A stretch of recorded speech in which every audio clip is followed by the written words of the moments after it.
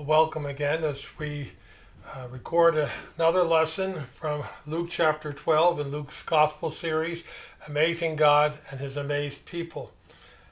In the last lesson, at the beginning of chapter 12, we had some famous phrases concerning about where our treasure is. And Jesus reminds us, for where your treasure is, there your heart will be also. And earlier he had said, so it is he who lays up treasure for himself and is not rich toward God. We were comparing the rich fool who didn't know when to worry about eternal things, and then how we should not worry, but we should know where our treasure is, because there our heart will be also.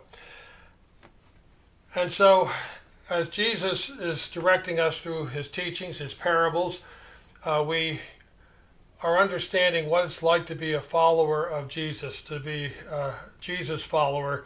We're going to have to be mindful of where our heart is and what we really treasure. Today, we're going to look at a second part of this. What is your focus? Are you ready? That was my title. What is your focus? Are you ready? When you're a follower of Jesus, it is not a haphazard life. It's not just a life of living for the moment. This is particularly needful for us to spell this out and think about this, because in today's culture, today's society, particularly among today's young people, there seems to be a very much lack of a considered life, of a purposeful, meaningful life that has a focus and a drive to it, a heading, a direction, a task to do.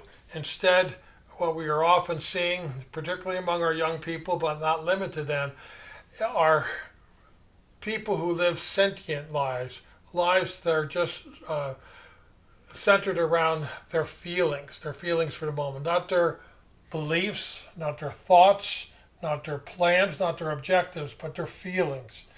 Very subjective, very ephemeral and temporal, very disconnected, and very deceiving.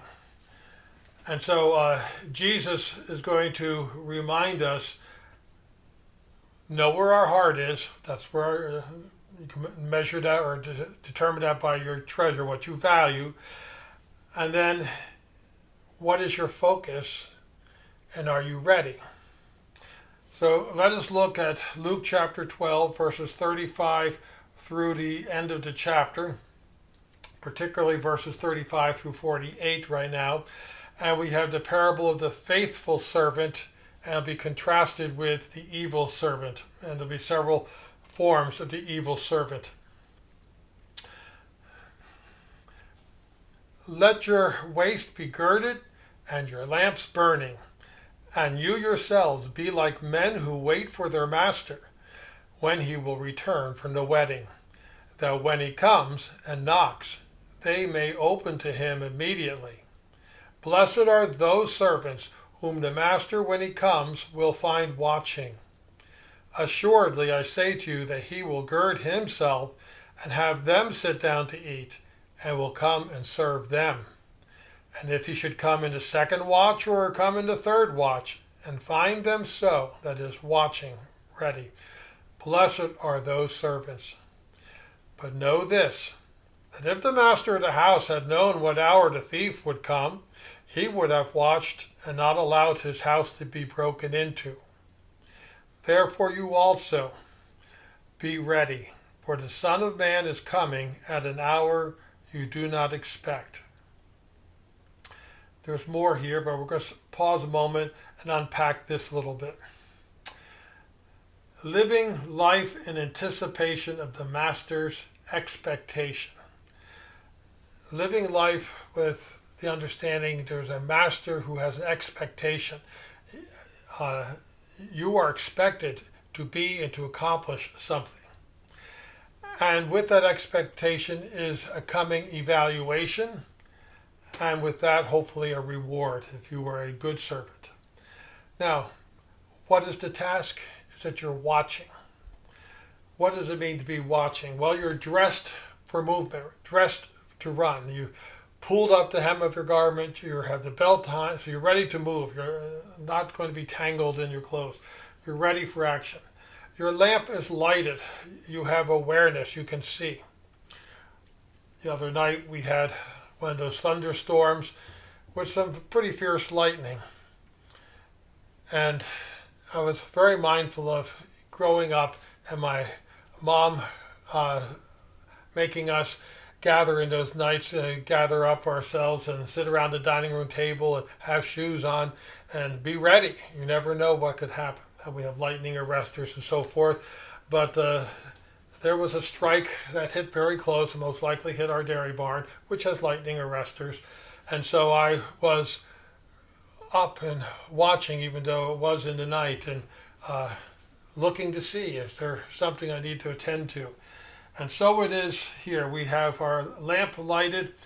We're dressed for action, ready at a moment's notice.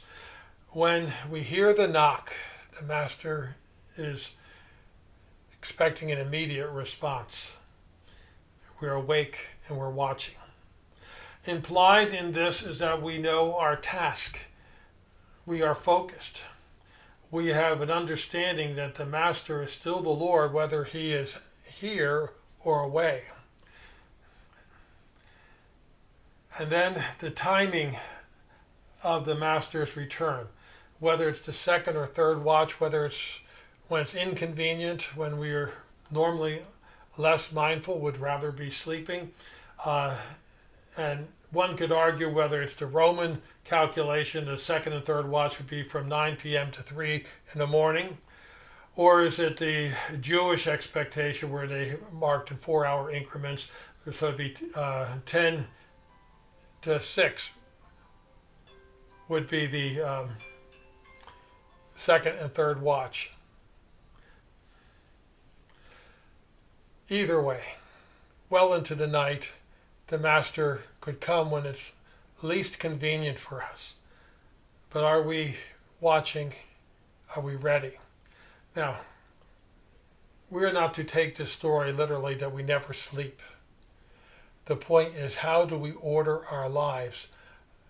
How many open matters and unattended affairs and things that should be dealt with are not dealt with, that we're not ready to present ourselves to the master with a clear answer of what we have done and what we should be doing, that we're ready to receive him. Also, not only is the timing, but the reckoning not when necessarily expected. And Jesus sort of gives us a very earthly example of, if you had a thief come, the thief is going to come when he thinks you're least aware. But if the lord of the castle knew that the thief was approaching or in the area, he would certainly take watch. Well, we have a thief for our souls, the evil one, the deceiver, and we should be mindful to be watching and guarding and not let our focus get distracted. Not be unmindful of what our task is. So this was the faithful servant.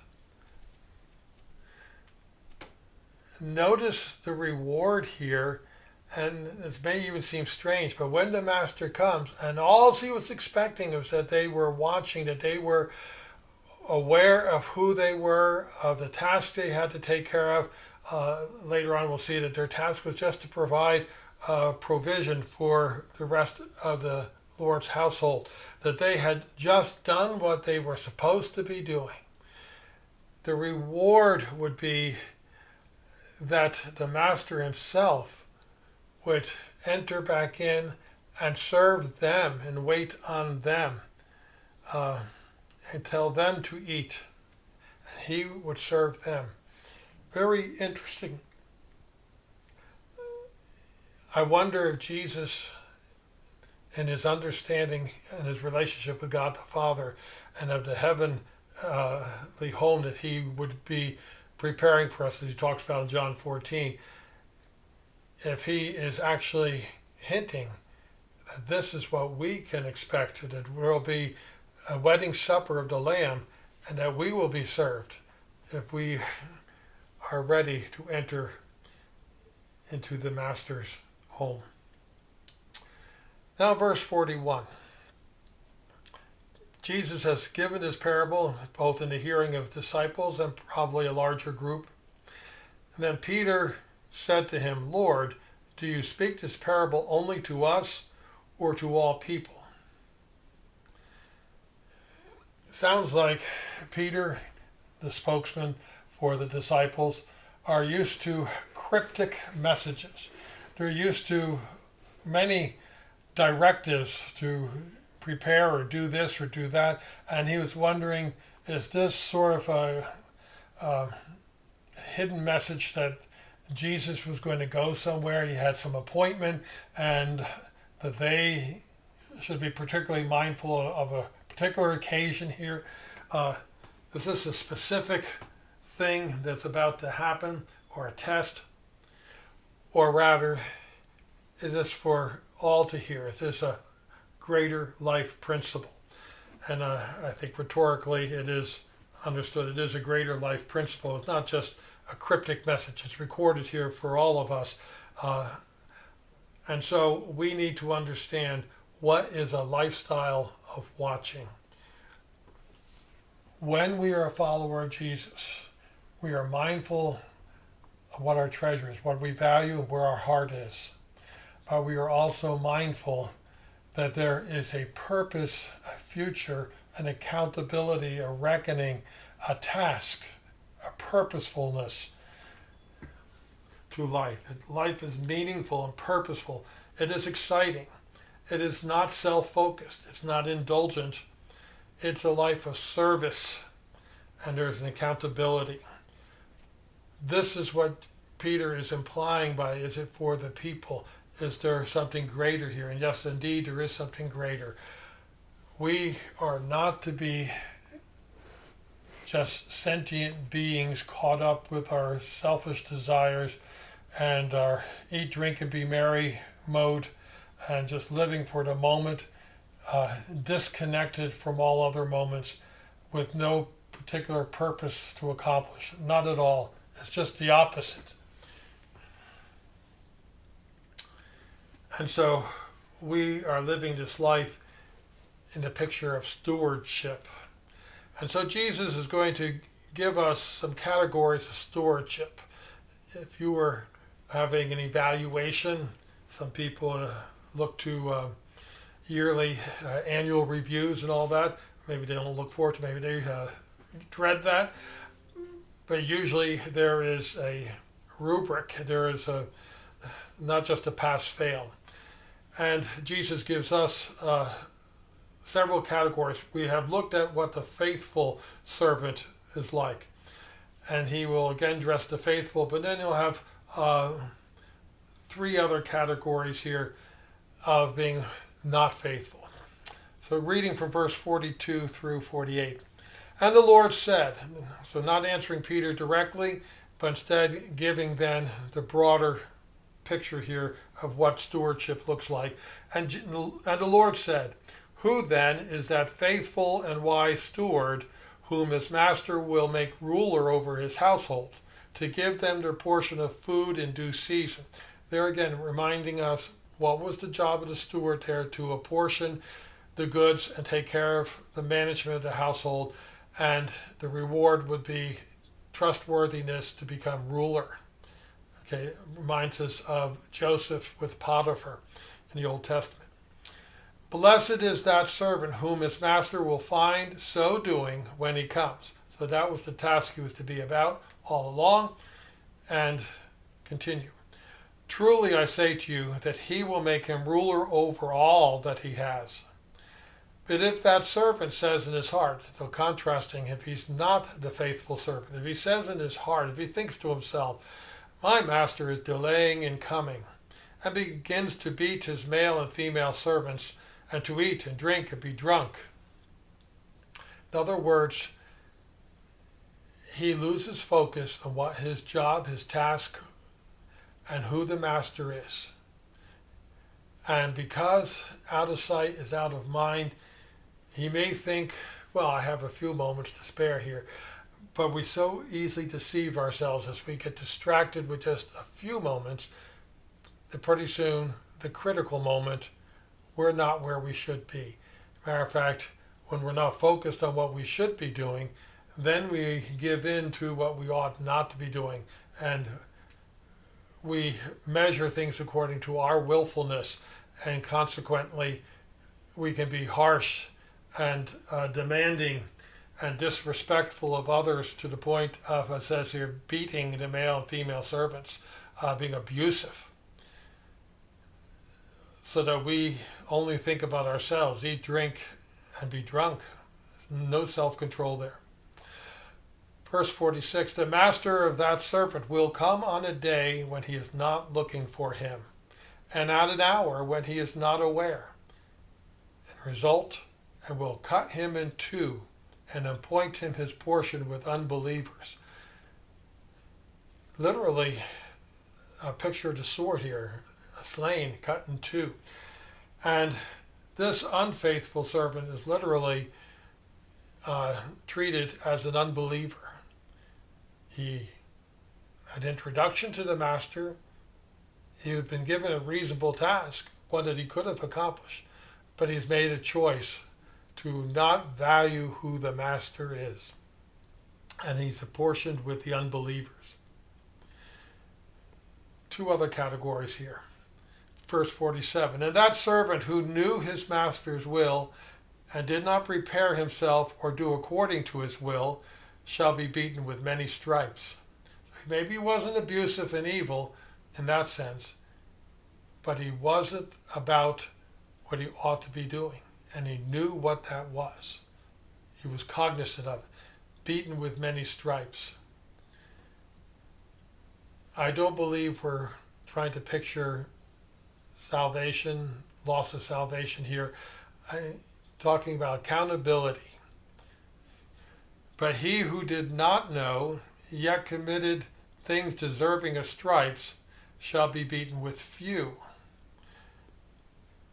Interesting that we have the servant who doesn't know who God is and what God is expecting, what the master was expecting. Yet he's still doing harmful things, not providing nourishment, not feeding my sheep, as Jesus would tell Peter after the resurrection. He too will be beaten, but with fewer stripes. The master seems to apportion reward and punishment appropriately. For everyone to whom much is given, from him much will be required, and to whom much has been committed, on him they will ask the more. And this is true in life in general. You may think, well, this one already has lots of responsibility. Delegate to the others and apportion things more equitably. But as it often happens, who do you call upon to get a job done? You call upon the busiest person, because they make room to do the will. Who accumulates more? The one who's already shown responsibility with the little that he had. And so it is. So we are to be in a considered life, a lifestyle of watching, meaningful, purpose, exciting, not self-focused, not self-indulgent, but serving and accountable. And their master will take note in due time. Don't think that you have plenty of time to do the Lord's work. You actually have only the time that where it was needful. And otherwise you are not accomplishing all that you were required of, which was given to you to do. Now let's conclude this chapter here with other perhaps surprising descriptions of Jesus' followers, of good servants here. And we may think that the gospel is all about showing love to one another and having peace and harmony, but Jesus points out, not so. Following him brings a distinction, a separation. Let us read verses 49 through 59. I came to send fire on the earth, and how I wish it were already kindled. But I have a baptism to be baptized with, and how distressed I am till it is accomplished. Do you suppose that I came to give peace on earth? I tell you, not at all, but rather division. For from now on, 5 in one house will be divided, 3 against 2, and 2 against 3. Father will be divided against son, and son against father, mother against daughter, and daughter against mother, mother-in-law against her daughter-in-law, and daughter-in-law against her mother-in-law. Then he also said to the multitudes, whenever you see a cloud rising out of the west, immediately you say a shower is coming, and so it is, because out of the west will be moisture from the great sea. And when you see the south wind blow from the deserts, you say there will be hot weather, and there is. Hypocrites, or false-faced ones, you can discern the face of the sky and of the earth, but how is it you do not discern this time? Then lastly, yes, and why even of yourselves do you not judge what is right? When you go with your adversary to the magistrate, you're in trouble with someone and you're going to go before a judge, make every effort along the way to settle with him, lest he drag you to the judge, and judge deliver you to the officer, and the officer throw you into prison. I tell you, you shall not depart from there till you have paid the very last mite, the very last smallest proportion. So this cost of being a Jesus follower, there is a fire, a judgment coming. Jesus says, I come to bring fire, not peace, and judgment. I come to have an expectation. Everything is not all the same. We're not all just God's children in all love and peace. Also, he has a baptism. And baptism, he's talking about his death, the burial, resurrection, and he has a purpose to accomplish, and he's, in a sense, anxious that it were accomplished, that the gospel would be complete. And he talks about filial relationships that normally would be most harmonious, father-son, mother-daughter, mother-in-law, daughter-in-law, and yet when you bring the Jesus part of the equation into focus, there can be differences. You can be on the different side here, and what normally is, or more readily is in harmony, may require division or decision on our part. Where is our treasure? Are we stewards of the master? There should also not only be a division or a decision, there should be a discernment. The time is at hand. We should recognize, just like we can read the weather, that we could recognize the Messiah is at hand. God's very person in the form of Christ is walking among them, giving this word, calling them to recognize who God is and what he expects. The Master has returned, if you will. The Messiah is here. And then also there's a determination. You need to make a determination. You and I fall short of the eternal judge's requirements. And so if we wait to just be dragged to court and before the judge, there will be only the punishment that's rightly deserved, and we have to pay every last mite of that, which for us would be eternal damnation. We could never pay for all our unrighteousness. So we need to seek reconciliation. We need to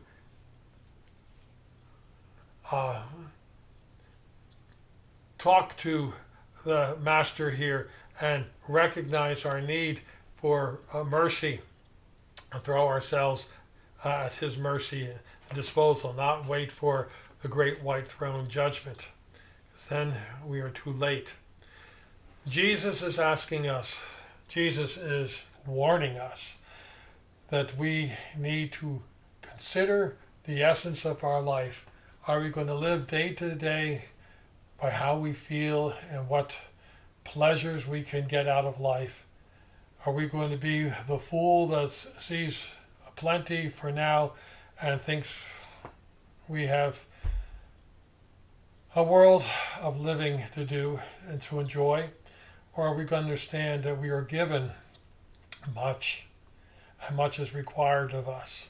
We are given a time, a season to make a decision. The time is at hand, and we need to make a determination to ask mercy of the judge, and then be that wise and faithful servant that the Lord can come and find ready because our heart's expectation has always had one focus: to be with the Master. What is your focus, and are you ready? Are you in a lifestyle of watching? Thank you, and may God bless you.